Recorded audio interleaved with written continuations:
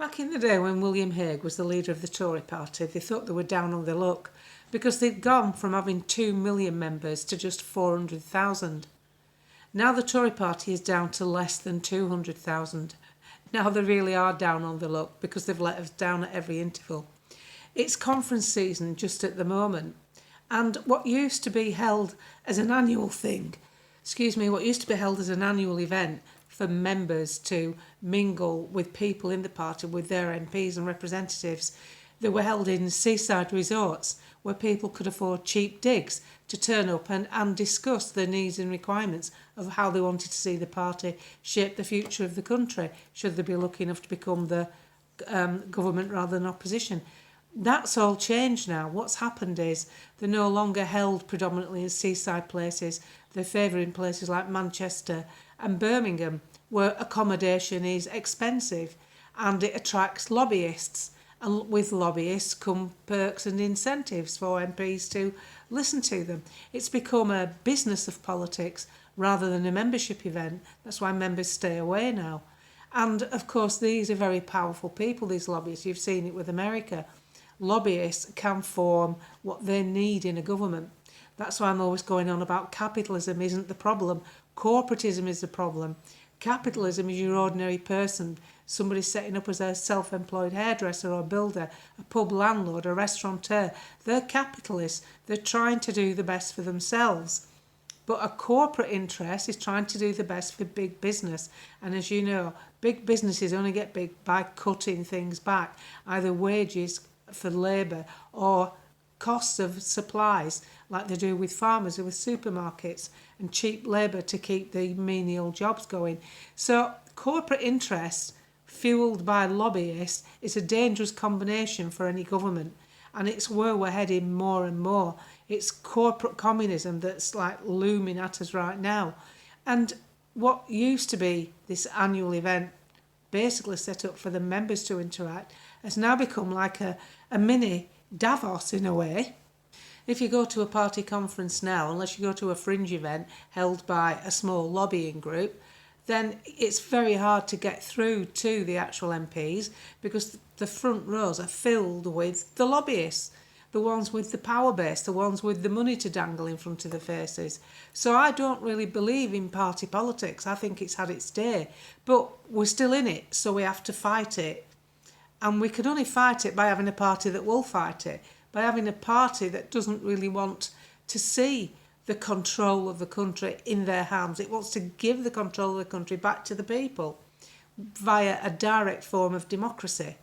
A direct form meaning the big stuff to be voted on by the members, by the people, the countrymen, us, the public. That's who should be voting on big stuff like cancelling the winter fuel allowance, HS2, or even taking the social care cap off the amount of money the government can take away from you to pay for your elderly care.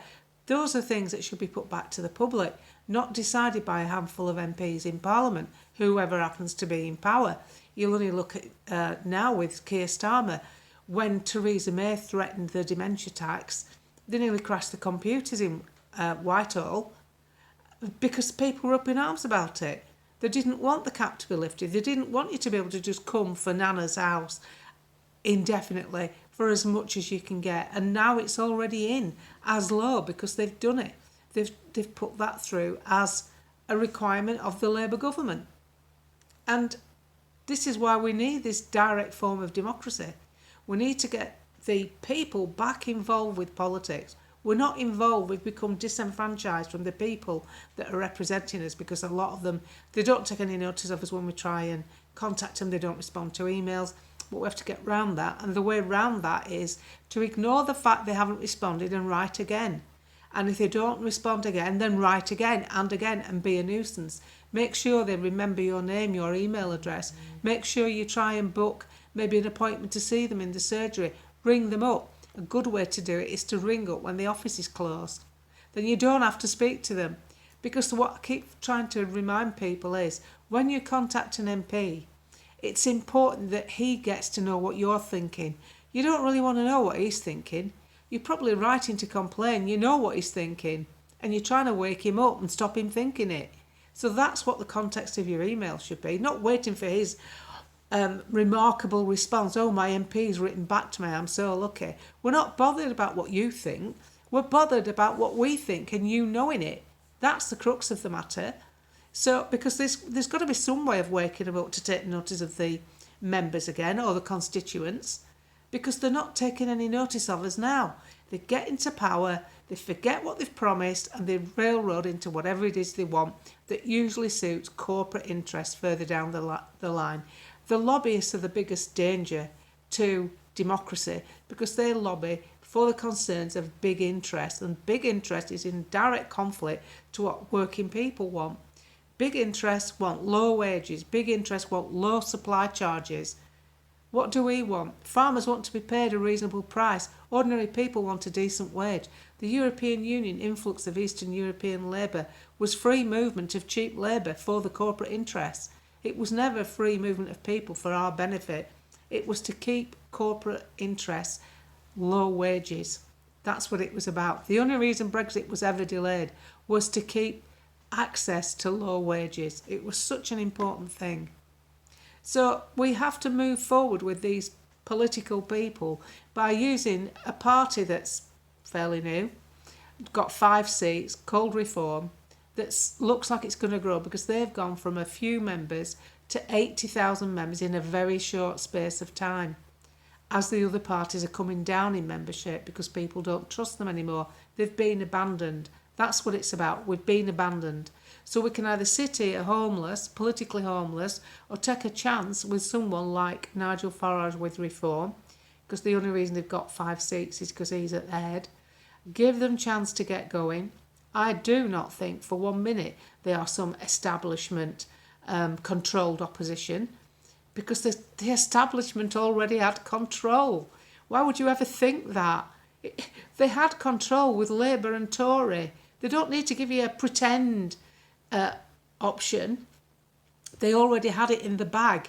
It doesn't matter what you think. They've proved that. Reform is a thorn in their side. They want rid of him. It's an annoyance because he's basically chopping up the pot, isn't he? Nigel Farage and his men are chopping up the pot. They had it all nicely, basically shared out between themselves, the Uni Party. And now someone's come along, breaking it all up. They're cracking the ice. And the thing is, that will continue. And you need to know it. It's not controlled opposition. They don't need to control the opposition. They never had any. It's just a Uni Party. You need to see that for what it is.